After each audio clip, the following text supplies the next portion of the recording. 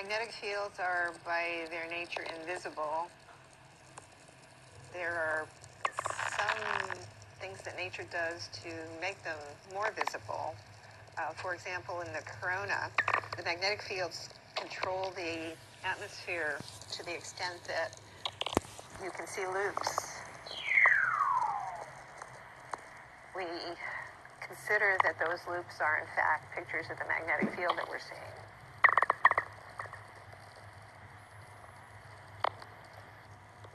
The description that scientists often use is hairy ball.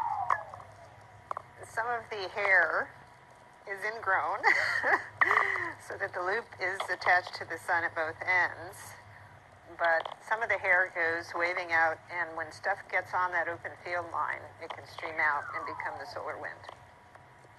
How hairy it is depends on where we are in the solar cycle. As active regions begin to emerge from the photosphere, it gets very messy, and so it gets hairier and hairier and messier as the solar cycle progresses.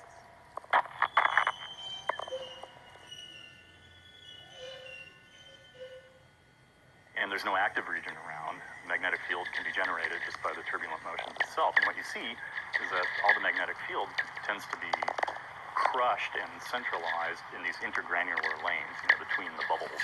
So if you're looking at the surface, you see these little dancing dots. And they'll appear, they'll emerge, and then they'll move around, and they'll hit each other, and they'll cancel or be submerged.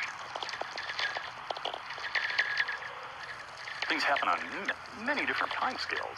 Photons take hundreds of thousands of years to random walk their way from the core all the way out to where we see them at the photosphere. Yet a millionth of a second, you can have a reconnection or something that completely changes the topology of the corona.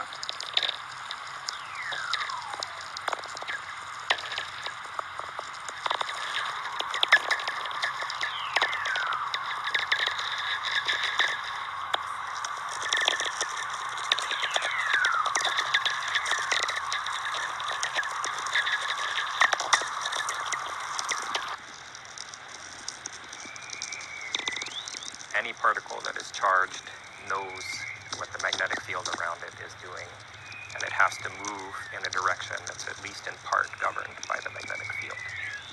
And if you have a closed loop of magnetic field, particles moving in that magnetic field will move in such a way that they will never leave.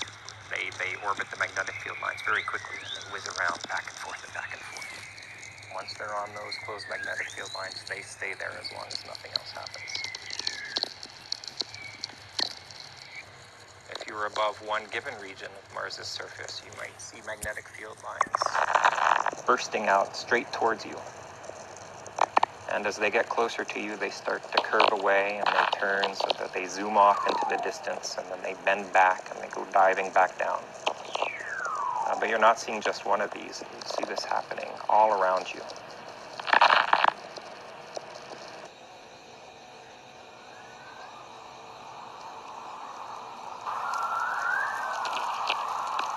Essentially, the Earth is like a bar magnet. The magnetic field lines go from the positive pole to the negative pole, almost like circular. In the Arctic, where the magnetic field lines go a long, long way out, away from the Earth, if you go far enough away, they get so weak that the field which is being brought here by the solar wind from the sun actually interacts and almost neutralizes the Earth field.